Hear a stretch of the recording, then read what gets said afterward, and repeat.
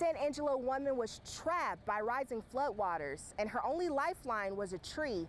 She held on to that tree for over an hour until help finally arrived.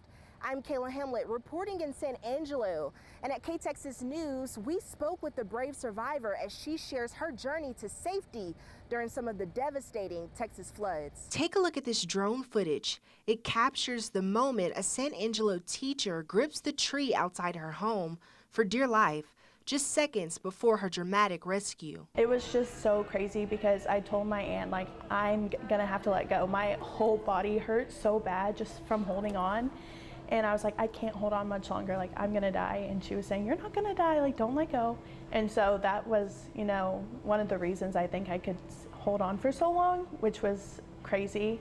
And yeah, it was such a weird moment. I don't remember some of it. I think I blocked it out. I just know I was screaming, and I know I was saying, like, Lord, please save me. Like, this is, sorry. You know. Early on July 4th, flash floods slammed San Angelo, trapping elementary school teacher Kyla Constancio inside her home.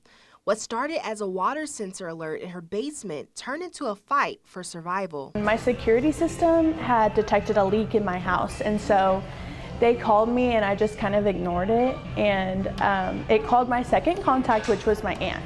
And so she kind of was more worried than me and just said, you know, maybe go check it. Things took a turn quick. Water surged past her waist and appliances floated everywhere. She panicked until her aunt's calm but urgent voice broke through the chaos saying, you have to get out. So when it's at my waist, you know, at that point, my fridge is floating in my house. My couch is floating in my house. Everything is floating. So then I kind of start panicking, and 911 is still telling me to stay inside on my countertops.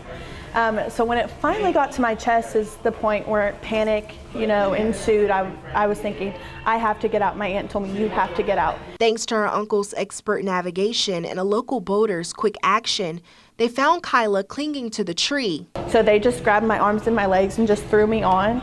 And now we were stuck with the boat between the gate, and the current was so strong. So it took us probably 10 minutes to get out and get to safety, just because the boat couldn't even pull through the current. Kyla says she'll forever be grateful to her aunt and uncle and the neighbors whose courage came just when she needed it most. My uncle is my hero, and he did save me, and my aunt, you know, I wouldn't have survived without them. Kyla is one brave survivor, and she's grateful to be alive and with family. Her story is just one of many as Texas communities face the impact of some of these devastating Texas floods. I'm Copeland Welch here in San Angelo, and what you see right behind me is the home the Rodriguez family was sleeping in when floodwaters began to rise.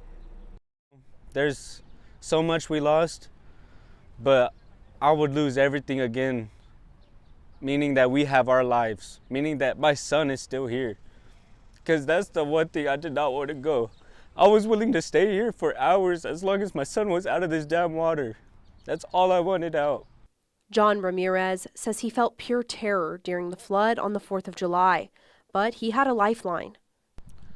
Walking towards this way, this fence was already falling underwater, and I was tripping over everything, trying to stay up because everything was picking up.